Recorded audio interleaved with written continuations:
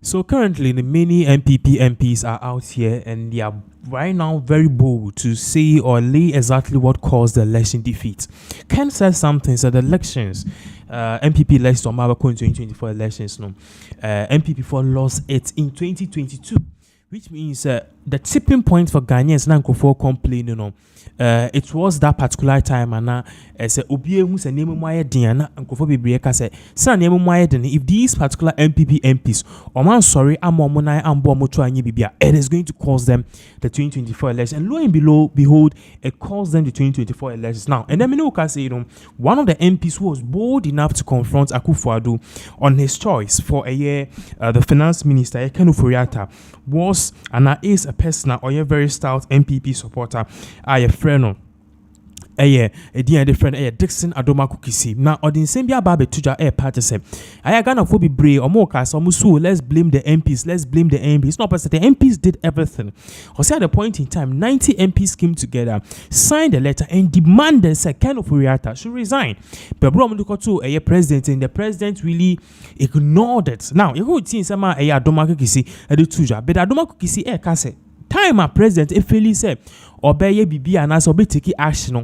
That was the time MPP for start so lose elections. So now I can see I know the you can't and you realize say MPP election they didn't just lost it, they didn't just lose the presidency, they also lost many member of parliament seats. And for the first time MPP has less than 90 seats in parliament. They are super minority. You could see some Adoma Kukisi Edituja. When we come back, we will look more into this issue on how the new patriotic party currently, all they are doing is blaming themselves. But one person or the blame Akuffo and they refuse out to sack Ken Ofori. At a point in time, about 90 plus members of parliament within our government felt that we had lost our way. And when we brought it up, we were at a point in time, about 90 plus members of parliament within our government felt that we had lost our way.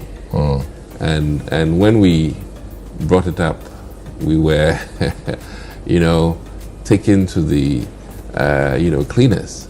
And for me, I think that marked a very significant point, turning point, of our colossal failure. When members of parliament who knew the pulse of the nation and felt it, though difficult, to tell Mr. President that, hey, we've lost our way, we've lost the direction, or even if we're on track, the grounds were not with us. But did they fail to do? You said your people didn't say it. Did they fail to do that? Which people failed? You said some of your people. Well, I mean, we you know how because you yourself know how difficult and the Apiakubi and the 90 or so of how difficult it is who raised the issue about Ken Ofori. So you did what you had to do. Maybe the system or the center didn't listen. Well, that's what I'm saying. That was a very huge turning point, leading to our colossal failure. And once you descend, nothing can rescue you.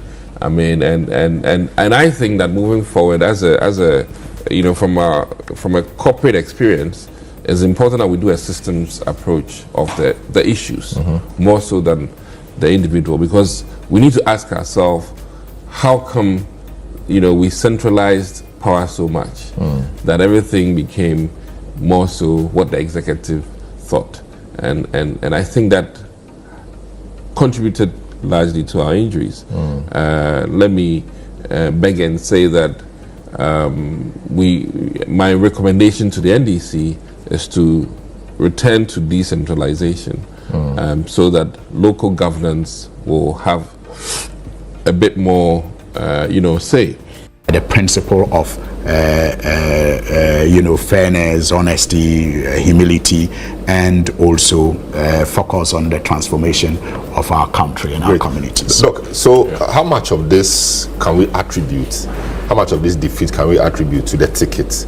I mean, the candidature of Dr. Bawumia himself and his running mate. Is this a sole problem of the record? Because when you look at the record, for example, infrastructure-wise, you say they've done quite a bit. Health infrastructure or health generally, they said they've done a bit. Education, which was the main thing they were trumpeting, or you guys were trumpeting. Free SHS, there were some 88 projects in some schools, you know, inaugurated big time. The education minister was all over the country, you know, and infrastructure. President was inaugurating, you know, projects here and there, even though I think it's stopped for now, but I'm sure it will pick up again. You know, how much of that? So that is the record, the hard record. Maybe there's a soft record as well. But how much of the defeat will you attribute to the candidacy of Bawumia and by extension the running mate? What role did they play in that? I think that I've said it somewhere that buildings do not vote. And what I mean by that is, you know, infrastructure development is not at all.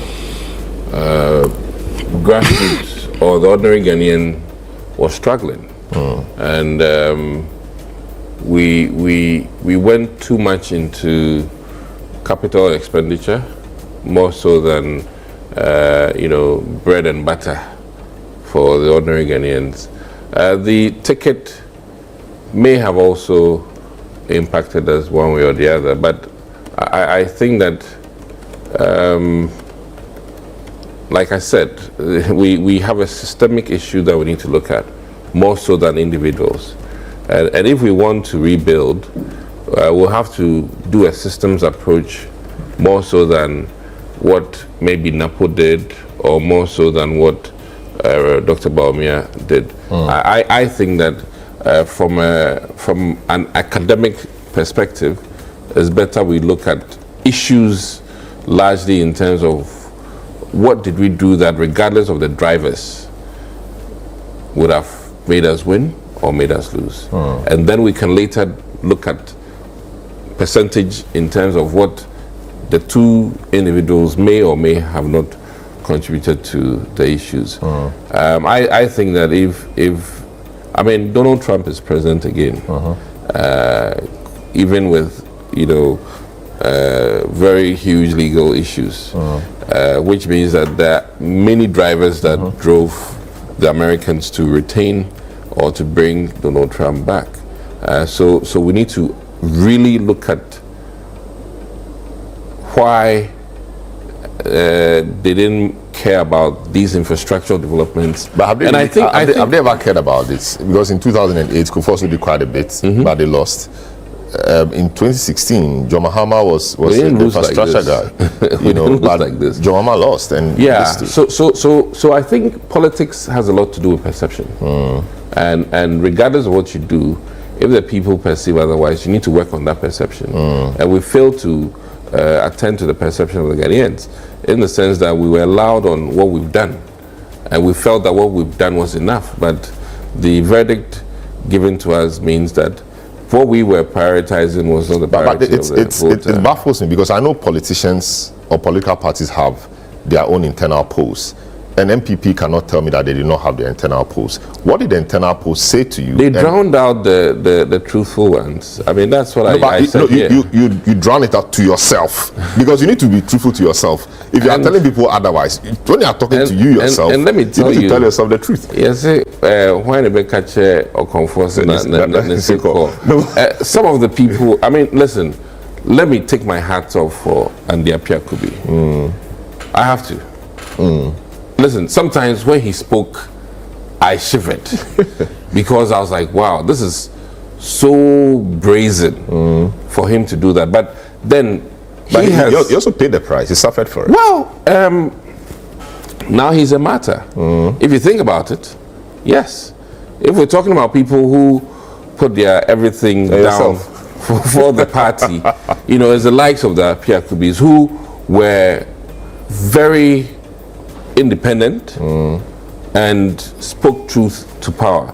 And I really think that Andy needs to write a book, or somebody needs to write about Andy, in the sense that he really, regardless of the fear of loss of even his election or even his life, said so many powerful things to us in our face. And yet, you know, and let me tell grassroots to that, I think they've also disappointed, in the sense that they always quickly sided with the authorities without questioning some of the things as we did. And largely, I think we will go back to basics and rebuild. And I think that there's a lot of hope. There is a lot of hope, and you know, we are a party with enormous ideas.